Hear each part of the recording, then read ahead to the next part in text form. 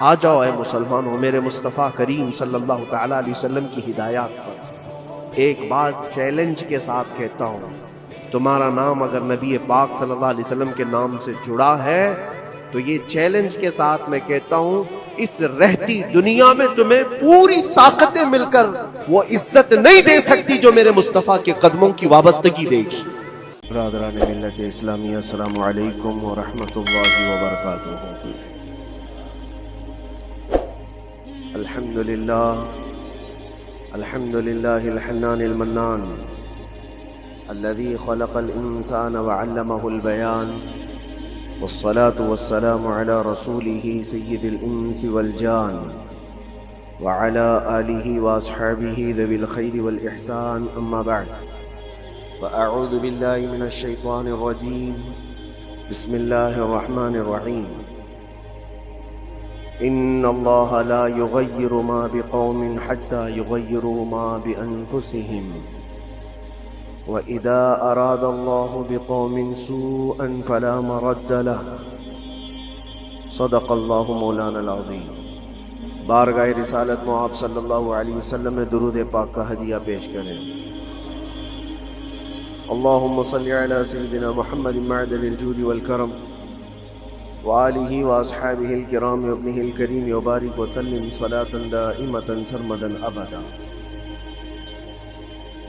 حالات زمانہ کے اعتبار سے اور ہماری حالتوں کے اعتبار سے ایک بہت ہی عمدہ شعر ہے جو بالکل صادق آتا ہے۔ قوت فکر و عمل پہلے فنا ہوتی ہے، قوت فکر و عمل پہلے فنا ہوتی ہے جب کسی قوم کی شوکت پہ زوال آتا ہے۔ یوں ہی کوئی قوم نہیں مرتی، کسی قوم کے اوپر زوال آتا ہے تو سب سے پہلے اس قوم کے اندر سوچنے سمجھنے کی صلاحیت ختم ہو چکی ہوتی ہے، تب جا کر کے زوال آتا ہے۔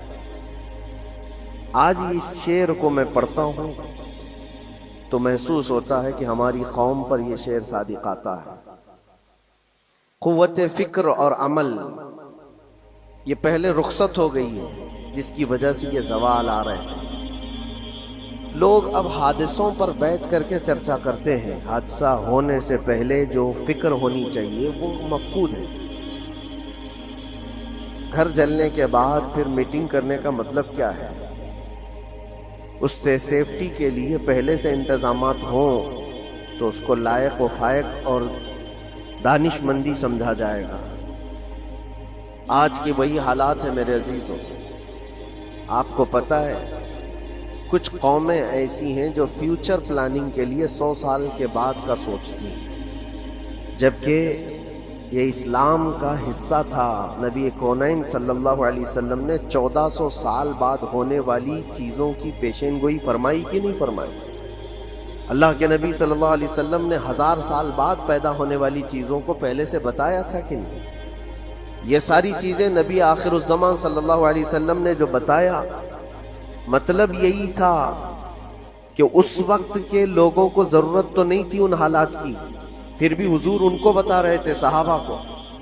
آج جو چیزیں پیدا ہونے والی ہیں وہ رسول پاک کو پتا تھا، 1000 سال بعد ہونے والی چیزیں، لیکن اس وقت کے صحابہ کو یہ باتیں کیوں بتائی جا رہی تھی؟ ان کے حالات تو اس وقت کے نہیں تھے ویسے۔ اس کے باوجود نبی پاک صلی اللہ علیہ وسلم نے ان کو 1000 سال بعد ہونے والی چیزوں کی باتیں اس لیے بتائی کہ یہ دین اسلام فیوچر پلاننگ کے لیے کتنا ایکٹیو ہے، یہ سمجھو آگے کے لیے۔ اس لیے بتایا گیا کہ صحابہ اپنی اولاد کو اور وہ اپنی اولاد کو، وہ اپنی اولاد کو یہ بات منتقل کرتے جائیں اور آنے والے حادثوں سے پہلے سے ذہن پریپیئر رہے، تیار رہے۔ دجال کے فتنے کا ذکر کتنی مرتبہ حدیث پاک میں آیا۔ امت کو نبی پاک صلی اللہ علیہ وسلم نے یوں ہی نہیں چھوڑ دیا۔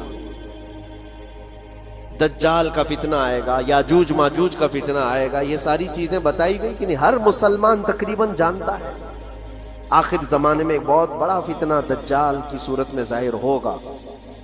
تو یہ باتیں اتنے 100 سالوں سے چل رہی ہیں کہ ذہن تیار ہے اس فتنے کو کہ اگر ایسا فتنہ آیا تو ایمان پر ڈٹے رہنا ہے، جمے رہنا ہے۔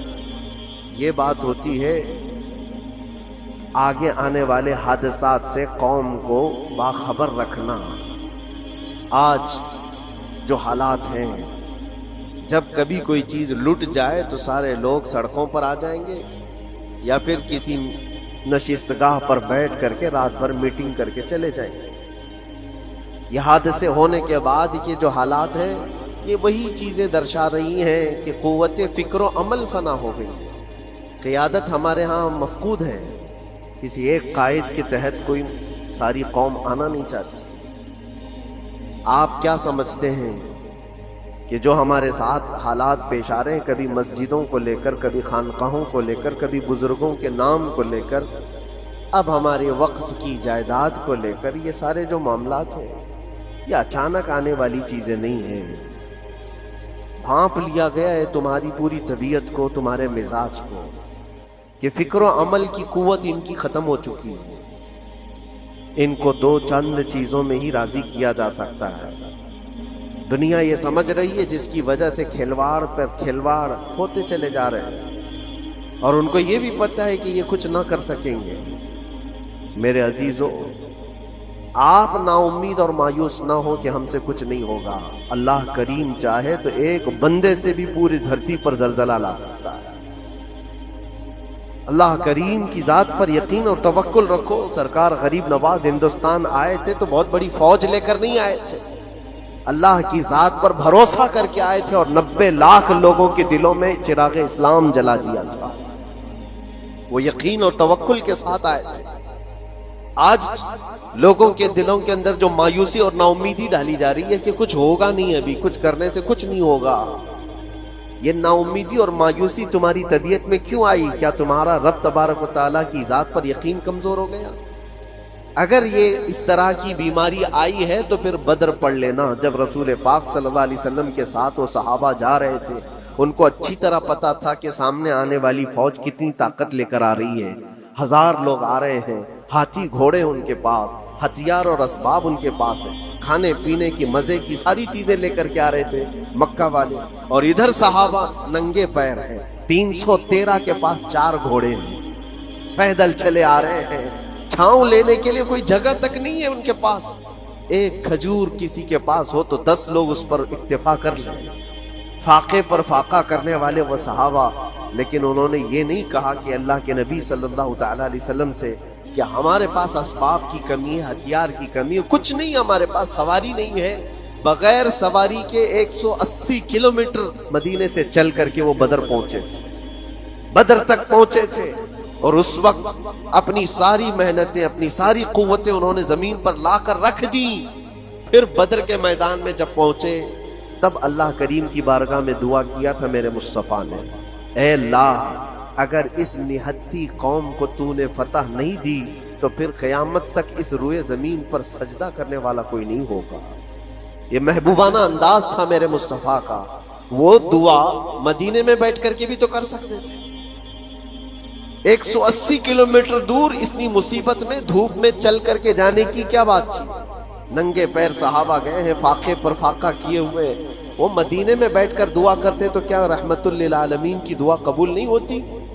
لیکن مصطفیٰ کریم صلی اللہ علیہ وسلم نے یہ مزاج دیا ہے، پہلے فکر و عمل میدان میں لاؤ، پھر دعا کرو، اللہ کی مدد آتی ہے۔ یہاں ہم بیٹھ کر کے یہیں سے دعا کرتے ہیں، کچھ کرنا نہیں ہے، بدلنا نہیں ہے، اور فکر و عمل کو لانا نہیں ہے، تو پھر صرف یہاں بیٹھ کر کے دعا کرنا، یہ تو میرے عزیزوں عورتوں کو سے ذمہ داری دی گئی ہے۔ تم میدان عمل میں آ نہیں سکتی، تم اپنے گھروں سے دعا کرو اپنے بھائیوں کے لیے، لیکن یہ کام تو اب سارے مردوں نے بھی لے لیا ہے۔ بہرحال قوت فکر و عمل پہلے فنا ہو جاتی ہے جب کسی قوم کی شوکت پہ زوال آتا ہے۔ آج یہ جو سارے معاملات ہم دیکھ رہے ہیں، اس کی ایک خاص وجہ میں آپ کو بتانا چاہتا ہوں۔ آج سے تقریباً 8-9 سال پہلے میرا ایک بیان بھی ریکارڈ موجود ہے، کافی دنوں تک وہ چلتا رہا، میری اپنی بات نہیں تھی۔ سراج الامہ امام غزالی رحمۃ اللہ تعالی علیہ، انہوں نے لکھا تھا کہ امت پر اگر ایک ایسا وقت آ جائے جب ان کے سامنے ان کے نبی کو گالیاں دی جا رہی ہیں اور امت کچھ نہ کرے تو پھر وہ انتظار کرے کہ عنقریب وہ وقت بھی ان کے اوپر آنے والا ہے جب ان کی ماؤں بیٹیوں اور سب عزتوں کو بازار میں نیلام کیا جائے گا اور یہ کچھ نہیں کر سکے. وہ دن آ جائیں گے. بیسک وجہ وہاں سے شروع ہوئی کہ لوگ اپنے عیش و عشرت میں کچھ کمی نہ کر سکے. بارگاہ مصطفیٰ صلی اللہ علیہ وسلم کی گستاخیاں کھلے عام ہوتی رہیں اور اس پر ہم لوگ جس طرح کے حالات دیکھتے رہے. بہت سارے لوگ تو مجھ کو یہ کہتے تھے، مجھ سے یہ کہتے تھے کیا ضرورت ہے آپ کو بولنے کی، حالات دیکھ نہیں رہے آپ. ظالمو، تم کو اگر کوئی چھوٹی سی ماں کی گالی دے دے تو تم بپھر جاتے ہو اور اس کے اوپر آسمان توڑنے کی بات کرتے ہو. اور ہم اپنے نبی پاک صلی اللہ علیہ وسلم سے کروڑوں ماؤں سے زیادہ محبت کرتے ہیں. اس رسول پاک صلی اللہ تعالی علیہ وسلم پر کوئی بھونکتا رہے اور اس کا جواب نہ دو، تم یہ کہتے ہو مصلحت ہے، حالات ایسے ہیں. تو پھر اپنا یہ لباس بدل دینا چاہیے، اپنا نام بدل دینا چاہیے. پھر اس دائرہ اسلام میں رہ کر کے مطلب کیا ہے؟ اسی لیے اقبال نے 100 سال پہلے ایک مزاج دیا تھا. ایمان ہے کیا چیز؟ اسلام ہے کیا چیز؟ تم کیا سمجھتے ہو داڑھی ٹوپی اور جبے کبے کا نام اسلام ہے؟ اسلام کیا ہے؟ اقبال نے کہا تھا کہ بارگاہ مصطفیٰ صلی اللہ تعالی علیہ وسلم کے قدموں تک اپنے آپ کو پہنچا دو، یہی دین ہے، یہی دین ہے. گر بہو نہ رسیدی تمام ابو لہبیست، اور اگر تم وہاں تک نہیں پہنچ سکے تو زندگی ابو لہب کی طرح. دین یہ ہے آبرو ماں زنام مصطفیٰ است. ہم سب کی عزت و آبرو حضور کے نام سے جڑی ہوئی ہے، ان کے نام سے جڑی ہوئی ہے ہماری عزت و آبرو. اور تم اس نام کی حفاظت نہیں کر سکو گے تو آگے یہ سب چیزیں آنے والی ہیں جو آ رہی ہیں. آج لوگ آج واویلا مچا رہے ہیں. یہ بات یاد رکھنا، شیطان کبھی فجر کی نماز کے لیے اٹھا نہیں سکتا، اور اگر اٹھا رہا ہے تو پھر اس کا کوئی مقصد ہے. شیطان اور نماز، آج سختہ ان کے پاس ہے، طاقت ان کے پاس ہے، حکومت ان کے پاس ہے، ڈپارٹمنٹ ان کے پاس ہے، سب کچھ، جوڈیشری، ہر چیز ان کے پاس ہو. وہ کیا کر رہے ہیں اس سے مجھے مطلب نہیں. میں آپ سے یہ پوچھنا چاہتا ہوں، مجھے رہزنوں سے غرض نہیں، تیری رہبری کا سوال ہے. تم خیر امت ہو، رسول پاک کی امت میں ہو. تمہاری بھومکا جس کو کہا جاتا ہے، تمہاری یہاں پر زندگی کے معاملات یہ بہت زیادہ اہمیت کے حامل ہیں. تم کیسے بن سکتے ہو آج؟ اسی لیے قرآن پاک کی آیت میں نے شروع میں تلاوت کی. رب ذوالجلال فرماتا ہے ان اللہ لا یغیر ما بقوم حتی یغیروا ما بانفسہم. بے شک اللہ تعالیٰ اس وقت تک کسی قوم کی حالت نہیں بدلتا جب تک وہ قوم خود اپنی حالت بدلنے کی کوشش نہیں کرتی. جب تک اپنی حالت بدلنا نہیں چاہتے اس وقت تک اللہ تبارک و تعالیٰ نہیں بدلے گا. وَإِذَا أَرَادَ اللَّهُ بِقَوْمٍ سُوءًا فَلَا مَرَدَّ لَهُ. اور اللہ تعالیٰ کا یہ جلال بھرا ارشاد تو سنو. یہ 13ویں پارے کی سورہ رعد کی آیت ہے. اللہ کریم فرماتا ہے اور جب اللہ کسی قوم کے ساتھ سختی کا معاملہ کرنا چاہے، پکڑ کرنا چاہے، تو پھر کوئی طاقت اس کو ٹال نہیں سکے گی. رب تبارک و تعالیٰ جب کسی قوم پر عذاب لانا چاہے تو کوئی اس کو ٹال نہیں سکے. تو بدلو. اسی لیے اکثر یہ کہا جاتا، میں تو اپنی تقریروں میں جو چند مجھے چیزیں یاد رہتی ہیں وہ عرض کیے دیتا ہوں. باقی مجھے شعر و شاعری زیادہ یاد نہیں رہتی، لیکن جو دل پہ لگتی ہیں باتیں وہ ذہن میں محفوظ ہو جاتی ہیں. کسی شاعر نے کہا تھا جگہ جگہ کے تھک چکے ہیں تمہیں یہ ہنگامے، نشاط لذت خواب گراں بدل ڈالو. کیا مطلب؟ روز ایک ایک ہنگامہ ہوتا ہے، تم کو جگا رہا ہے. اٹھ جا اے مسلمان، اٹھ جا. نشاط لذت خواب گراں بدل ڈالو. لمبی نیند سونے کی جو عادت پڑی ہوئی ہے اس مزے کو بدل ڈالو. غلط روی سے منازل کا بعد بڑھتا ہے، مسافروں رویش کارواں بدل ڈالو. شاعر نے کہا ہے ادھر ادھر کی لے میں چلتے رہو گے تو منزل لمبی ہو جائے گی. جس راستے پر تمہیں چلنا ہے اگر بار بار ادھر ادھر مڑتے رہو گے، غلط روی اس کو کہتے ہیں، غلط چلنے سے منازل کا بعد بڑھتا ہے، منزل لمبی ہو جاتی ہے، جہاں پہنچنا تھا وہاں پہنچ ہی نہیں پاؤ گے. اسی لیے شاعر کہتا ہے مسافروں روش کارواں بدل ڈالو، قافلے کے چلنے کا جو طریقہ ہے اس کو بدل لو تم. یہ پوری کی پوری بات ہم پر فٹ ہوتی ہے. چلنے کا انداز بدل ڈالو اے نوجوان. جہاں کسی کے گھر میں آگ لگی وہ دھواں اٹھ رہا ہو، اور اگر کوئی نوجوان اندر بیٹھ کر کے یہ کہتا ہو کہ یہ ساون کا موسم ہے یا پھر یہ ابر رحمت ہے، تو اس کی سوچ پر ہم کیا کہیں.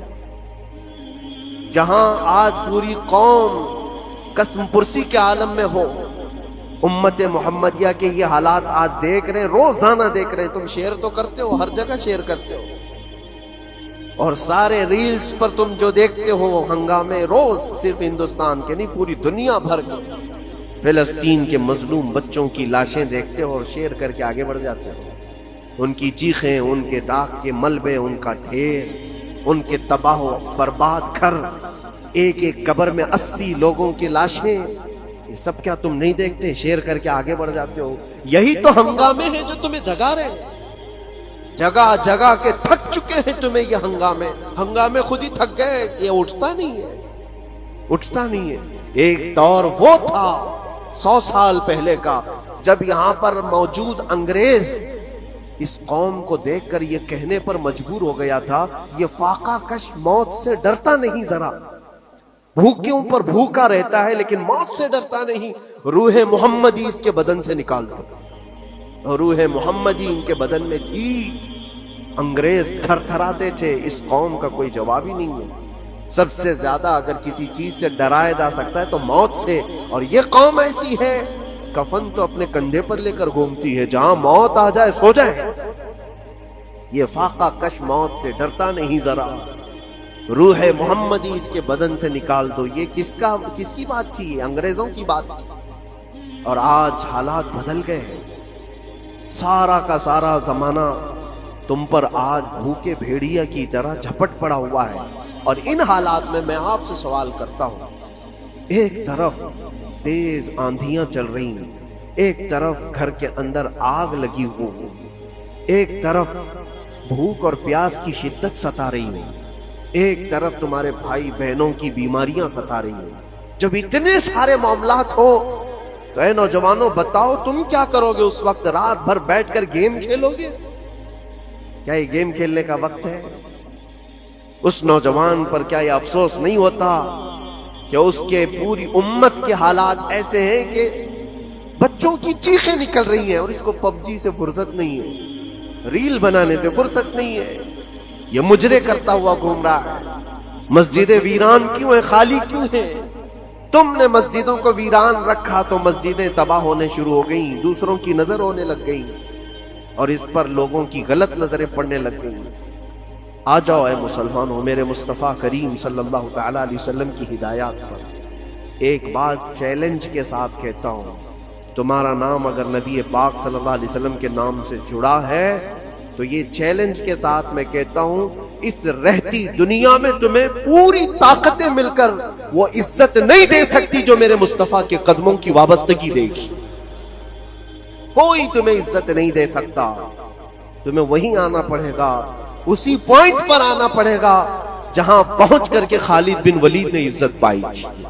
اسی نقطے پر آ کر جمع ہو جاؤ جہاں عمر پہنچے تھے تو فاروق اعظم بن گئے تھے. اسی نقطے پر آ جاؤ جہاں علی پہنچے تھے تو حیدر کرار بنے تھے. ہر ایک کو عزت اسی بارگاہ سے ملی ہے. اور جو کچھ بھی معاملات ہو رہے ہیں اس کی ایک وجہ یہی ہے، ناموس رسالت پر تم نے ہلکے پن کا اظہار کیا تو پھر ہمارے سارے مسئلے داؤ پہ لگ جائیں گے. سارے مسئلے. یہ تو وقف ہے. ابھی دیکھو آگے کل تمہاری اذانیں نشانے پر ہیں، تمہاری جماعت کی نمازیں نشانے پر ہیں، تمہاری مسجدیں بھی نشانے پر ہیں کہ تم اپنے گھروں پر بھی جمعہ پڑھ سکتے ہو، چھتوں پر بھی نمازیں پڑھ سکتے ہو. یہ سب معاملات آئیں گے. برقع، حجاب، ٹوپی، داڑھی ویسے ہی چل چکے ہیں مسئلے. ہر چیز نشانے پر ہے. ارے تمہارے کھانے بھی نشانے پر ہے, تم کیا کھاؤ گے کیا بچاؤ گے یہ بھی نشانے پر ہے. یہ سارے مسائل صرف اسی بنیاد پر ہے. قوت فکر و عمل پہلے فنا ہوتی ہے جب کسی قوم کی شوکت پہ زوال آتا ہے. اور یہ ایک بات یہ بھی میں بتا دوں, اقبال نے سچ کہا تھا, ان کے جو ہم غلام تھے خلق کے پیشوا رہے, ان سے پھرے جہاں پھرا پھر آئی کمی وقار. جو کچھ بھی ہوا ہے ہماری عزت و وقار میں کمی کا مسئلہ ان سے پھر جانے کی وجہ سے. نبی پاک سے تم دور ہوئے, یہ عزتوں اور وقاروں میں کمی ہے. عجیب سی بات نہیں ہے, یہ دوغلا پن نہیں ہے. میں ان نوجوانوں سے پوچھتا ہوں, نبی پاک صلی اللہ علیہ وسلم سے سچی محبت کا اظہار کرتے ہو, حضور سے اپنی جان سے زیادہ محبت کی بات کرتے ہو, لیکن جب ان کے اخلاق کی بات کی جائے تو تمہیں اخلاق ان کے پسند نہیں ہے. حضور پاک کا چہرہ نہیں پسند ہے, حضور پاک کے لباس تمہیں نہیں پسند, تو پھر کون سی محبت کی بات کرتے ہو؟ اللہ کے رسول صلی اللہ تعالیٰ علیہ وسلم سے تم بے انتہا محبت کی بات کرتے ہو. پھر وہ محبت کا تقاضا یہ ہے کہ تمہاری ظاہری زندگی میں بھی تو نظر آئے کچھ. محبت کا تقاضا یہ ہے, تم شرما جاتے ہو, دنیا کیا کہے گی مجھے, دنیا کیا کہے گی, دقیانوسی کہے گی, فنڈامنٹل کہے گی, پرانے زمانے کا کہے گی. میں چہرے پر داڑھی رکھ لوں تو لوگ مجھے پتہ نہیں کیا کیا کوسیں گے. تم نے دنیا کے لیے اپنے آپ کو بدل لیا, یہ نہیں سوچا کہ یہ وہی دنیا ہے جو 4 دن کے بعد میری دوستی کو لات مارے گی اور 4 دن کے بعد مجھے قبر میں رکھ کر کے منو مٹی پر دبا دے گی, اور مجھے جانا تو ہے پھر قبر میں منہ دکھانا ہے تو اسی مصطفیٰ کو دکھانا. جہاں یہ نہیں پہنچ سکتے وہاں رسول پاک ہوں گے. محشر کے میدان میں جہاں کوئی سہارا نہیں ہوگا اس وقت رسول پاک تمہارا ہاتھ پکڑ رہے ہوں گے, اور تم نے ان کا خیال نہیں کیا.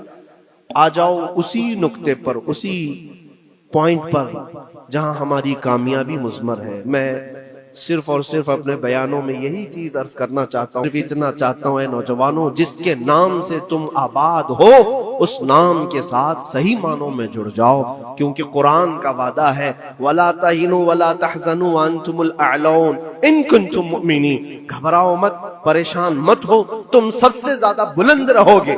اگر اللہ نے فرمایا ہے تو یہ 100% حق ہے. اللہ نے فرمایا ہے تم سب سے زیادہ بلند رہو گے, لیکن آگے رب فرماتا ہے ان کنتم مؤمنین, اگر تم سچے ایمان والے ہو جاؤ. اور ایمان کس کو کہتے ہیں؟ لا یؤمن احدکم حتی اکون احب الیہ من والدہ وولدہ والناس اجمعین. میرے آقا فرماتے ہیں ایمان اس وقت تک کمپلیٹ نہیں ہوگا جب تک تم اپنے ماں باپ اولاد اور ساری دنیا سے زیادہ مجھ سے محبت نہ کرو. یہ ہے. اور اخیر میں یہی کہوں گا, ہر مسئلے کا حل, سارے تمام ایشوز کا خلاصہ, علاج ایک ہی چیز میں ہے کہ محمد سے وفا ہے. تو ہم تیرے ہیں, یہ جہاں چیز ہے کیا, لوح و قلم تیرے ہیں. لوگ انتظار میں ہیں, بہت سارے لوگ یہ پوچھتے بھی ہیں ہمیں کیا کرنا چاہیے, ہمیں کیا کرنا چاہیے. ظلم پہ ظلم ہوتا جا رہا ہے. ظالم اپنے انجام پر ضرور پہنچیں گے, کیونکہ قرآن میں اللہ کا وعدہ ہے وَسَيَعْلَمُ الَّذِينَ ظَلَمُوا أَيَّ مُنْقَلَبٍ يَنْقَلِبُونَ. ان قریب ظالم یہ دیکھ لے گا کہ اللہ اس کو کس پلٹی پر پلٹائے گا, کس کھائی میں گرائے گا. اسے اندازہ بھی نہیں ہوگا, اس کے بنے ہوئے جالوں میں وہ خود پھنسے گا. ظالموں کی ایک لمبی تاریخ ہے اور ان کو بھی پڑھنا چاہیے جو آج ظلم کر رہے ہیں. لیکن تمہارا کردار کیا ہو, اس سلسلے میں جو ہمارے بچے یا نوجوان سوال کرتے ہیں کیا کرنا چاہیے. پہلے سب سے پہلی چیز میں یہ کہتا ہوں, جتنا کھو چکے, جتنی جا چکے اور جو اب برباد ہوا ہے, اس چیز پر منتھن کرنا, اس چیز پر بیٹھ کر میٹنگ کرنا, اس سے پہلے میں چاہتا ہوں کہ آگے ہونے والے نقصانات سے پہلے اپنے آپ کو بدل لو. آگے جو بڑے حادثات آنے والے ہیں, آگے جو بڑی آندھیاں آنے والی ہیں, اس سے پہلے اپنے دروازے ٹھیک کر لو, اپنی زندگیاں سدھار لو. جو ہو گیا ابھی یہ نقصان تو بہت بڑا نقصان ہے امت کا.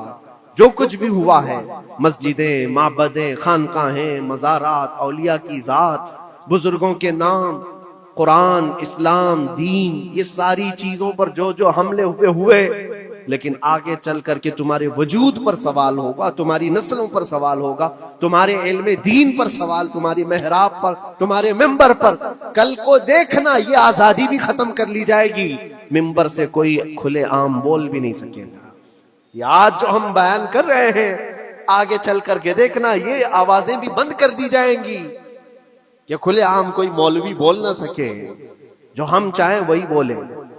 میرے عزیزوں، اس وقت کے ان حادثوں سے بچنے کے لیے میں کہتا ہوں ابھی اپنے آپ کو بدل لو، مسافروں روش کارواں بدل ڈالو، اٹھو وگرنہ حشر نہ ہوگا پھر کبھی، دوڑو کہ زمانہ چال اپنی چل گیا۔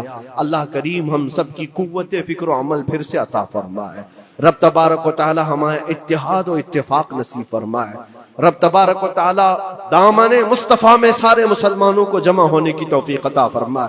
گنبد خضرا کی چھاؤں میں مولا ہمیں عزت و وقار عطا فرمائے۔